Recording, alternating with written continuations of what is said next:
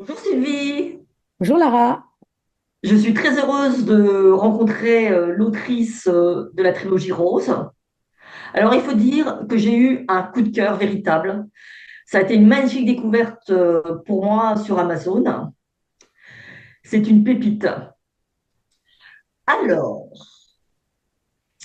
je dirais que c'est l'idéal pour offrir à une femme à midi, voilà, ou c'est le cadeau qu'une femme à midi peut se faire également. Justement, cette expression femme à midi, qui est ta marque de fabrique, d'où est-elle venue? Eh bien, midi, c'est le milieu de la journée, hein. C'est aussi le moment où les objets n'ont plus d'ombre, hein, comme Peter Pan. Et j'ai associé ça avec la cinquantaine, qui est un âge pour moi iconique. Les héroïnes ont généralement 50 ans. Voilà, elles sont dans la cinquantaine parce que je trouve que c'est un âge formidable. Et puis, lorsque dans mon ancienne vie, j'étais avocate, je me suis rendu compte que bien des femmes que j'accompagnais étaient à un tournant de leur vie à ce moment-là. Et c'est passionnant. Et j'ai aussi voulu écrire à ce sujet que certains virages, même s'ils paraissent parfois déconcertants ou même se présentent sous les auspices d'un drame, sont peut-être des chances. Voilà.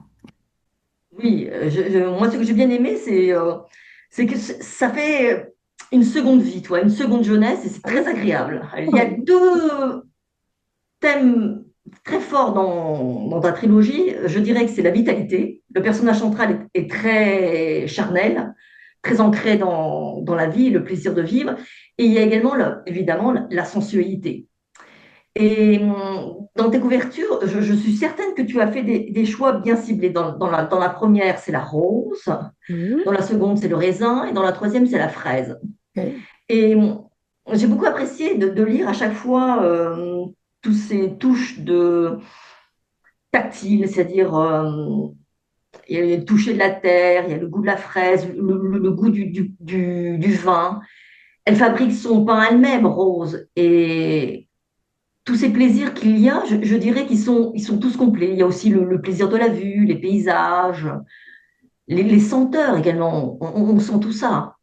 Donc cette sensualité, ce goût de vivre de chaque instant du personnage principal de Rose, est-ce que toi, en tant qu'auteur, tu l'avais prévu dès le début?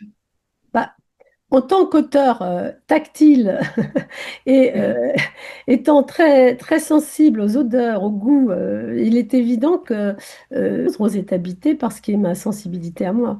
Et puis, il faut aussi savoir que ce métier que j'ai exercé pendant des décennies m'a contrainte à vivre enfermée dans un bureau et je n'ai pas eu le loisir de faire mon pain, de planter des fraises ou de profiter de la nature énormément. Donc, en effet, j'offre à Rose une seconde vie où elle va sans doute pouvoir profiter de tout cela. Donc, c'est une autre vie que la mienne que je lui offre. Voilà. Si j'ai bien compris, cette transformation de Rose, qui au début est avocate, elle a le prestige social comme toi tu l'avais, elle est dans un bureau, mais finalement elle est enfermée dans ce carcan et elle se libère complètement, elle casse tout, elle va prendre sa robe de caissière, elle va être maraîchère, elle va être boulangère, tout ça. Donc, si j'ai bien compris, c'est pas quelque chose que tu as vécu. Donc ça, c'est quelque chose que tu as imaginé. Alors, c'est quelque chose que j'ai imaginé pour elle, mais que c'est elle qui m'influence de plus en plus parce que ma vie ressemble de plus en plus. Tu vois, Attention alors, mes tu paniques héroïnes me pas, hein. créent, mes héroïnes m'influencent davantage que je ne les influence. Tu vois, peut-être. À l'envers. Non, elle est très, très incarnée, Rose, pour moi. Voilà. C'est aussi pour ça qu'il y a une saga il y a plusieurs tomes, mais ça s'est imposé.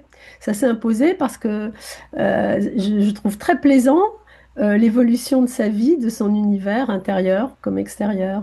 Voilà. Je reconnais entièrement qu'elle m'a influencée. Quand j'ai commencé à lire le second tome, puis je suis arrivée vers le premier parce que j'ai trouvé ça savoureux, je me suis dit c'est une magnifique découverte. Après, ça m'a fait réfléchir, je me suis dit, bah, moi aussi, je vais en profiter. Alors, tu as vu un peu tous les changements là. Ça, c'est la faute de Rose. Ah, je vis, C'est je ça, il faut dire savoure. ça. Voilà, la vie est Ouais, courte. voilà. Profiter de chaque instant et puis, à bas les règles sociales, le On jette prestige, tout, c'est de la mais faute de Rose, c'est ça. On savourer commence tout. l'instant. Mhm. Ouais. Il y a quelque chose que j'ai beaucoup aimé aussi, c'est le personnage, on dirait secondaire, qui est son amant, qui est Milo. Alors, c'est pas une potiche. Il est bien incarné, hein, il est très présent. Il a ses failles, tout comme Rose. Ça, c'est quelque chose que j'ai beaucoup aimé. Je ne vais pas dévoiler les failles de Rose, mais je veux dire, ça la faisait vraiment, comment dire, très appréciable. Parce que moi, j'en ai, et là, je me suis dit, elle aussi. Mhm. Et alors, dans Milo, il se transforme également. Et là, je me suis dit, est-ce que son parcours, c'est le miroir de la transformation de Rose? Tu vois? Et il y a aussi une autre question que j'en profite sur ce couple, parce que là, tu casses tous les codes, là. C'est pas le couple traditionnel. C'est-à-dire qu'elle a vécu le couple pendant des années, on vit ensemble, voilà. Et là, elle décide que c'est chacun chez soi, selon la fameuse formule de Balzac, et on va vivre chacun dans son appartement, et on savoure les bons moments du présent. La vie est courte. Est-ce que, qu'est-ce que tu veux transmettre dans cette vision du couple? C'est ma seconde question. D'abord, la première, c'est la transformation de Milo. Ben, Est-ce que d'abord, c'est un miroir? comme tu le soulignes justement, Milo, c'est pas une potiche, donc c'est vrai, tous les deux, ils jouent chacun leur partition hein, dans le couple. Milo, c'est un homme intelligent, hein, il est séduisant. Moi, on m'a souvent dit, oh là là, si t'en as un comme ça en stock, bon. Donc Parce que Milo, c'était ta chance. Je dis, Milo fait envie. tu Bon, peux c'est pas bien. Moi, je suis dire. contente parce que Quelqu'un qui il me fallait absolument vend. il faut qu'il fasse envie parce que sinon, on n'a pas envie de continuer avec lui. Et c'est ça ma vision dans ce roman de l'histoire de ce couple. C'est pas du tout une histoire passionnelle, mais c'est envisager l'amour dans la durée. Ce qui est quand même une autre histoire que ce qu'on propose souvent dans les histoires d'amour qui sont flamboyante, mais brève, hein, selon le proverbe chinois, ce qui brûle deux fois plus fort dure deux fois moins longtemps. Eh ben, Rose et Milos, c'est une histoire de durée. Mais la durée, ça peut être très très ennuyeux, quoi. C'est vraiment, c'est un cheminement. Puis justement les failles, les moments de ralentissement, les tentations aussi. Enfin, tout est là. Hein, on est humain. On n'est pas figé dans un amour. Derrière le mot fin, il n'y a pas la vitrification, quoi, comme on peut le penser. Justement, je ne Voilà. vais pas révéler, mais elle se met en danger.